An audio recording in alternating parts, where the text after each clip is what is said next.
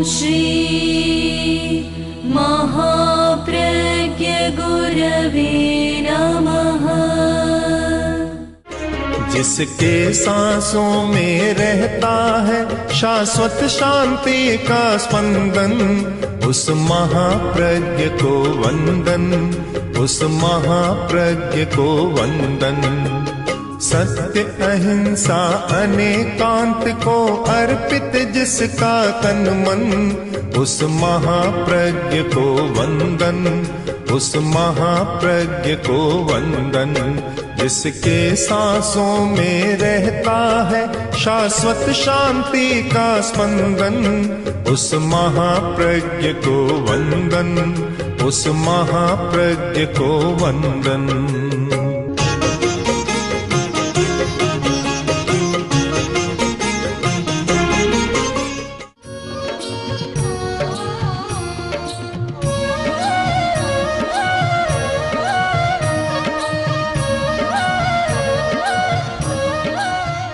रास्ता बहुत लंबा है और मोड़ भी बहुत है। जहां पहुंचना है वहां पहुंचने में काफी कठिनाई है। इसलिए एक आदमी की जरूरत है जो रास्ता दिखा सके, पथदर्शक। जिसको पथदर्शक मिल जाता है वह सीधा पहुंच जाता है, और पथदर्शक नहीं मिलता वह भटक जाता है। बहुत महत्व है पथदर्शक का। आवेश में एक व्यक्ति ने अनर्थ कर दिया, अब दूसरा व्यक्ति उस अनर्थ का आवेश के द्वारा ही प्रतिशोध करना चाहता है। अगर इस स्थिति में कोई पथदर्शक मिल जाए तो सारी स्थिति उलट सकती है, पर बड़ा कठिन है पथदर्शक। कारण कि पथदर्शक चक्षुष्मान होना चाहिए, आंख वाला होना चाहिए। सूत्र कृतांग सूत्र में एक बहुत सुंदर बात बताई गई है कि अंधो अंधम पहम निंतो दूर मध्याणु गच्छई। इतना सुंदर है कि एक आदमी जा रहा था, अंधा था। अब उसने कहा अभी दिखाई नहीं देता, मुझे कोई रास्ता दिखाने वाला चाहिए। दूसरा आदमी खड़ा था, आओ मैं दिखा दूंगा, पर वह भी अंधा था। अंधो अंधम पहन निंतो, अंधे आदमी को रास्ता कौन दिखा रहा है? अंधा दिखा रहा है। दूर मध्याणु गच्छई, दोनों ही भटक जाते हैं। अब भला अंधा आदमी पथदर्शक हो नहीं सकता। जो व्यक्ति दिव्यांग होता, अंध कई प्रकार के होते हैं, दिव्यांग होता है, दिन में दिखाई नहीं देता, रास्ता कैसे दिखाएगा? कुछ लोग रायंध होते, रात को दिखाई नहीं देता। दो, इतने ही नहीं है, कुछ व्यक्ति कामांध होते हैं, काम वासना से अंध होते हैं, उनको कुछ दिखाई नहीं देता। कुछ व्यक्ति लोभांध, लोभ से अंधे बन जाते हैं, कुछ दिखाई नहीं देता।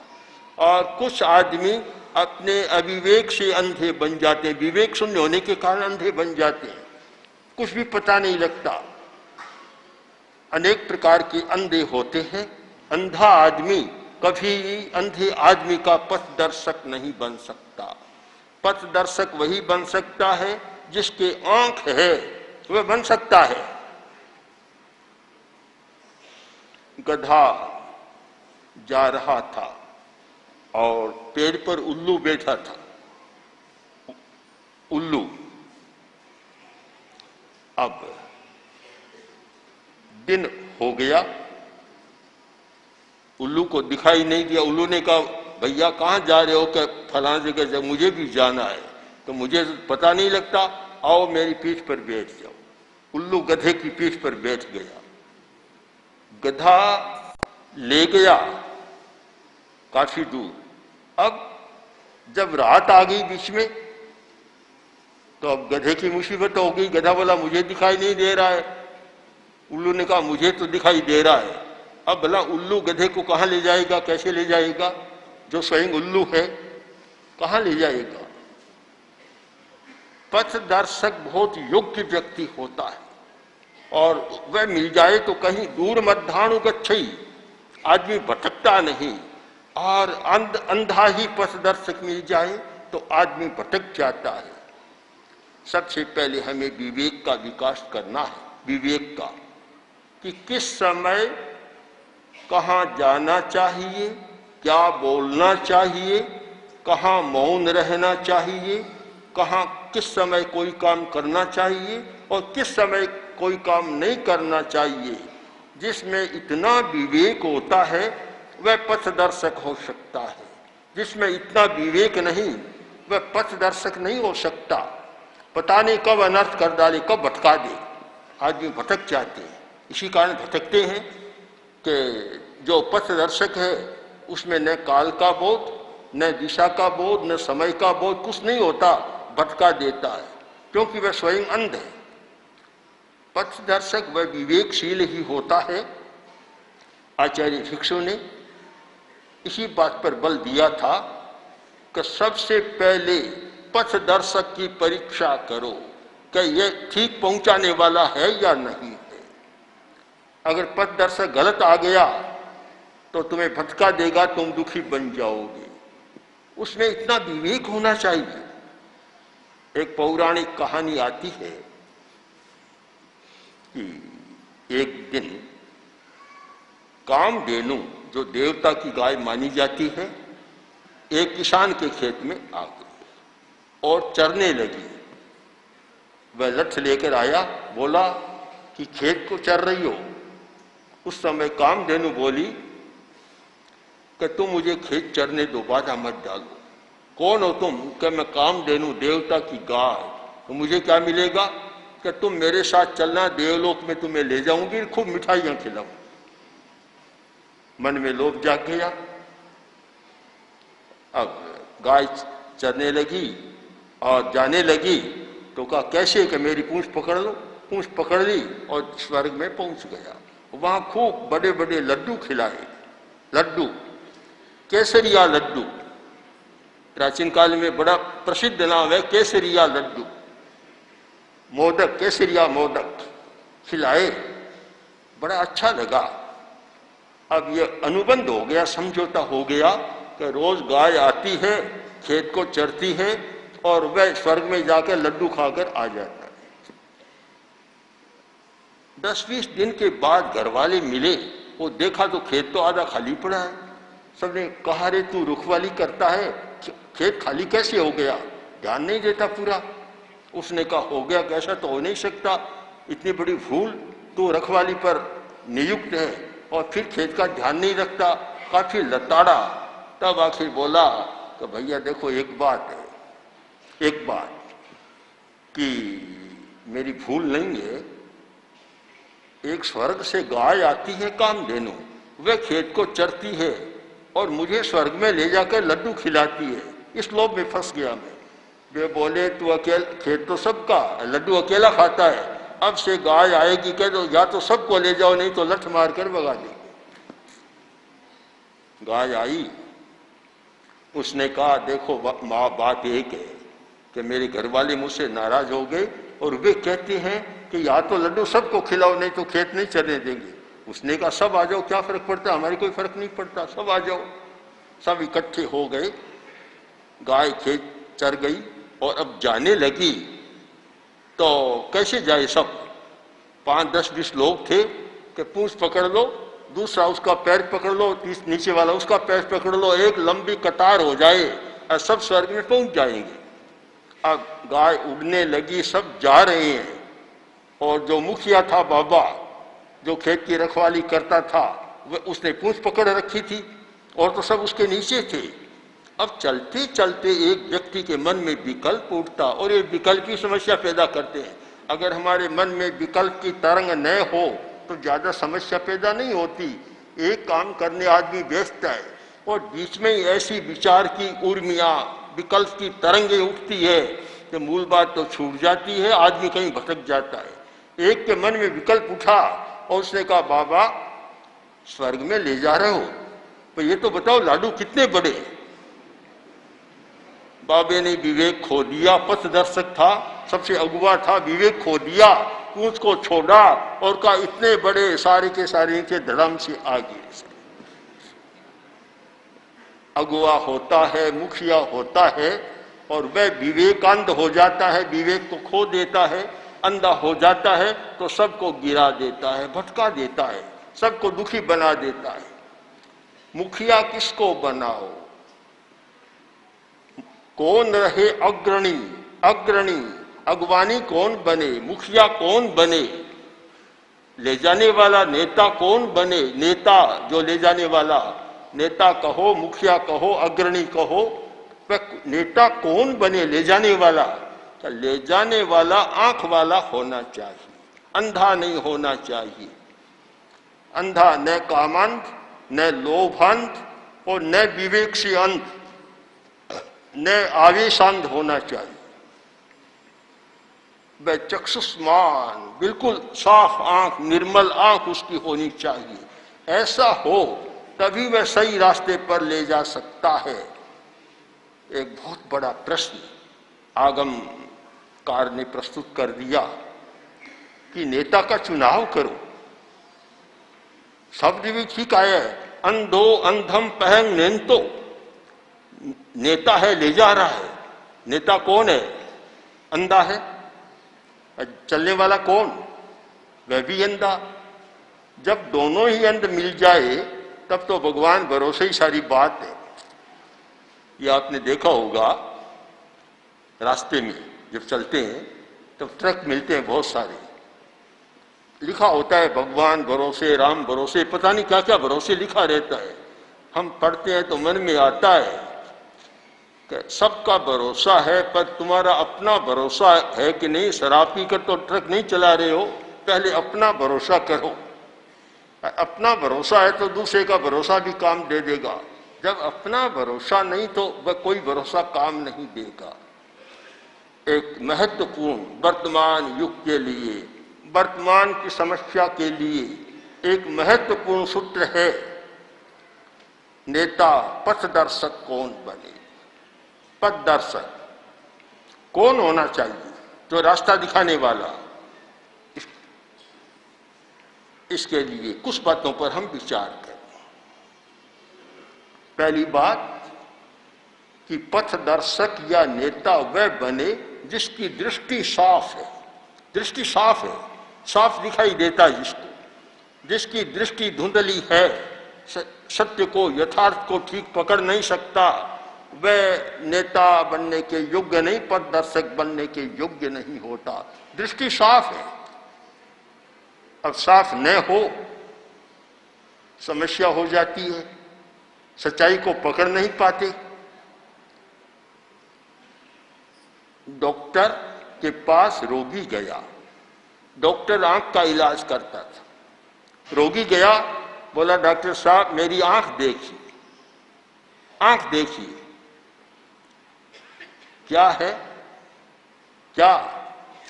कि मुझे दो दिखाई देता है, अब मेरा इलाज कीजिए। दो, हर चीज दो दिखाई देती है। डॉक्टर स्वयं इस बात का रोगी था, बोले तुम दो ही आए हो तो मेरे सामने, तो बोलो किसकी देखूं? उसने कहा मेरा इलाज हो गया। जिस समस्या को लेकर आया था डॉक्टर स्वयं, डॉक्टर को दो दिखाई दे रहा, आया था अकेला। क्या तुम दोनों की बीमारी है क्या? बोला दो नहीं, मैं तो अकेला हूं। कि दो खड़े हो मेरे सामने? चला गया। तो भला वह इलाज क्या करेगा? दृष्टि, जिसकी दृष्टि स्वयं साफ नहीं है। दो दिखने का रोग और उसका इलाज करने आया, अकेला आया, डॉक्टर को क्या दिखाई दे रहा है कि दो आए हो तुम? अब भला मैं क्या इलाज करेगा? पहले अपना इलाज करो आंख का, फिर दूसरों का इलाज करो। हमें पहले, सबसे पहली बात, पथदर्शक की अपनी दृष्टि साफ होनी चाहिए। उसको न दो दिखाई दे, न धुंधला दिखाई दे और न गड़बड़ हो उसमें। यथार्थ प्रतिबिंब हो तो यथार्थ हो, जैसा बिंब वैसा प्रतिबिंब, परछाई भी वैसी ही पड़े। तो पहली बात है दृष्टि साफ। दूसरी बात, पथदर्शक वह हो सकता है जो जानकारी रखता है, जिसमें ज्ञान है, सब रास्तों को जानता है कि रास्ता कहाँ रुकता है तो वहां दूसरा रास्ता कौन सा अपनाना चाहिए, जिसको पूरी मार्गों की जानकारी होती है। इसका अर्थ है कि सब रास्ते कि यहाँ समस्या आई और समस्या इस रास्ते से नहीं सुलझ सकती तो हमें दूसरा रास्ते का भी पता है, हम समस्या को सुलझा लेंगे। सब मार्गों का जिसको ज्ञान होता है, रास्तों का ज्ञान होता है, उपायों का ज्ञान होता है, वह पथदर्शक बन सकता है। पहली शर्त दृष्टि साफ, दूसरी शर्त मार्गों का ज्ञान, सब मार्गों का उसको ज्ञान होना चाहिए। तीसरी बात वह शांत और संतुलित होना चाहिए। संतुलित, अपना आपा नहीं खोता, संतुलन नहीं खोता, समस्या आने पर संतुलन नहीं खोता, बराबर शांत रहता है। जो संतुलन खो देता है उसकी पहले ही हार हो जाती है। पूज्य कालूगणी बहुत बार कहा करते थे, संतों से कहते थे कि तुम किसी से चर्चा करो, वाद विवाद करो, संतुलन मत खोना। और सामने वाला करता है, तुम देख लेना कि अगर उसके हाथ कांपने लग जाए, होठ कांपने लग जाए, समझ लो पराजय उसकी हो गई, तुम चिंता मत करना। जो कांपने लग जाता, आवेश में आ जाता है, वह अपनी तर्क शक्ति को, अपनी बुद्धि को आधा तो बेच देता है, खो देता है, अपने आप हार हो जाएगी। हार होने का पहला कारण है संतुलन को खो देना। जो व्यक्ति संतुलित रहता है, शांत रहता है, कभी उसकी हार नहीं होती, वह पराजित नहीं होता, ठीक रास्ता बता देता है। तीन बातें, दृष्टि साफ, दृष्टि की निर्मलता, दूसरी बात ज्ञान, विशद ज्ञान, सारे रास्तों की जानकारी, और तीसरी बात संतुलन, आपा नहीं खोता, आवेश में नहीं आता, संतुलन बराबर बनाए रखता है, बराबर। हमने देखा, अनेक महापुरुषों के जीवन को देखा, सामने अनेक समस्याएं आई, कभी उन्होंने संतुलन नहीं खोया, इसीलिए वे पथदर्शक बने रहे। उनका पथदर्शन बहुत काम का रहा कि संतुलन नहीं खोया। अनुकूल स्थिति आई, प्रतिकूल स्थिति आई, लड़ाई की स्थिति आई, कभी संतुलन नहीं खोया, संतुलन खोया नहीं। मैंने देखा कालूगणी ने अपनी यात्रा शुरू की, जोधपुर चौमासा करने के लिए पधार रहे थे। रास्ते में गांव आया कालू, वहां एक संप्रदाय के लोग आए, चर्चा करने लगे। चर्चा, अब चर्चा करने लगी और कालूगणी ने जो बात कही उन्होंने मानी नहीं। तब कालूगणी ने कहा, तुम्हारा ग्रंथ निकाल कर देख लो। ग्रंथ निकाला तो उसमें वही बात थी पन्ने में जो कालूगणी ने कही थी। और जब वह बात थी, संतुलन खो दिया, वो हल्ला कर दिया, हमारा पन्ना फाड़ दिया, पन्ना फाड़ दिया। परिणाम यह हुआ कि पत्थरों की वर्षा हमें झेलनी पड़ी, पत्थरों की वर्षा हुई। आदमी का ऐसा स्वभाव है कि जहां हार होती है, आवेश बढ़ जाता है, वहां फिर वह विवेक खो देता है, पत्थरों की वर्षा भी और भी पता नहीं क्या क्या कर देता है। हमने तो अपने जीवन में अनेक बार पत्थरों की वर्षा देखी है, उसके बीच में बैठे रहे हम तो। पूज्य आचार्यवर ने रतनगढ़ से विहार किया था, धूप ज्यादा थी। गुरुदेव ने कहा, अभी धूप ज्यादा है और बहुत बड़ा पेड़ आ गया पीपल का, इसके नीचे बैठकर घंटा 2 घंटा काम करें, फिर अगले गांव चले जाएंगे। हम लोग वहीं आगम संपादन का काम करने बैठ गए। थोड़ी देर बैठे, इतने में देखा पत्थर आ रहे, पत्थरों की वर्षा होने लगी। उसी में बैठे रहे, शांत बैठे रहे, संतुलन नहीं खोया। ये रास्ता मिल जाए कि जो भी स्थिति आए, संतुलन मत खोवो, अपने संतुलन में को बनाए रखो। यह नेता का बहुत बड़ा गुण होता है और वह वास्तव में पथ दिखा सकता है। हिंसा का मार्ग तो हर कोई दिखा सकता है, अहिंसा का मार्ग दिखाना बहुत ज्यादा जटिल है। अहिंसा का पथ दर्शन करने वाले बहुत बिरले लोग होते हैं, और जो अहिंसा का पथ दर्शन करने वाले होते हैं वे ही वास्तव में दुनिया को सही रास्ते पर ले जा सकते हैं। हिंसा का मार्ग दिखाने वाले कभी सही रास्ते पर नहीं ले जा सकते, क्योंकि हिंसा तो प्रतिक्रिया का मार्ग है। नहीं बेरेण बेराणी सम्मंतीद कदाचन, बौद्ध साहित्य में बहुत सुंदर सूक्त आता है। नहीं बेरेण बेराणी, बेर के द्वारा बेर को कभी शांत नहीं किया जा सकता। बेर को, अग्नि को पानी के द्वारा शांत किया जा सकता है, पर ईंधन डालकर कभी उसको शांत नहीं किया जा सकता। इसलिए फिर ध्यान दें हम कि जीवन की सफलता के लिए आवश्यक है पथ, रास्ता मिले, और रास्ते पर, सही रास्ते पर चलने के लिए आवश्यक है पथ दर्शक। हम पथ दर्शक इन दोनों को सही चुनाव करें तो जहां जाना चाहते हैं, जो हमारा लक्ष्य है, वहां सही सलामत पहुंच जाएंगे। रास्ता भी सही नहीं, रास्ता कोई पगडंडी का ऐसा ले लिया कि थोड़ी दूर तो गए और आगे जाके रास्ता बंद, ऐसा रास्ता ले लिया, और पथ दर्शक ठीक नहीं मिला तो वह भी भटका देता है। कभी कभी होता है कि रास्ते वाले भी भटका देते हैं, हमने भी भोगा है बहुत बार। अब तो बहुत सड़कें हो गई, पहले जब कच्चे रास्ते थे पता नहीं कितनी बार भटका देते थे लोग। जाना था 2 कोस, यात्रा हो जाती 4 कोस की, 8 माइल की, रास्ता भुला देते लोग। तो इसलिए बहुत आवश्यक है कि हम पथ पर विचार करें, पथ दर्शक पर विचार करें और अपने लक्ष्य पर विचार करें। लक्ष्य, सही रास्ता और सही पथ दर्शक तीनों मिल जाए तो लक्ष्य तक पहुंचने में सफलता मिलती है, और हम जहां जाना चाहते हैं सुख से, आराम से वहां चले जा सकते हैं। इसलिए हर आदमी को खोज करनी चाहिए कि मेरा रास्ता कौन सा हो, फिर खोज करनी चाहिए कि पथ दर्शक मेरा कौन हो। अगर अच्छा पथ दर्शक मिल जाए तो जीवन की पूरी सफलता है। इसलिए पथ दर्शक पर हमारा बहुत ध्यान केंद्रित होना चाहिए, और इसी बात को संतों ने कहा, परख करो, परीक्षा करो, परीक्षा करो, पथ दर्शक की परीक्षा करो कि कौन है रास्ता जानने वाला, कौन है हमें सही लक्ष्य तक पहुंचाने वाला। ये 2 खोज चले तो हमारा विश्वास है कि आदमी बिना भटकाव के जहां पहुंचना चाहता है वहां पहुंच सकता है। ओम।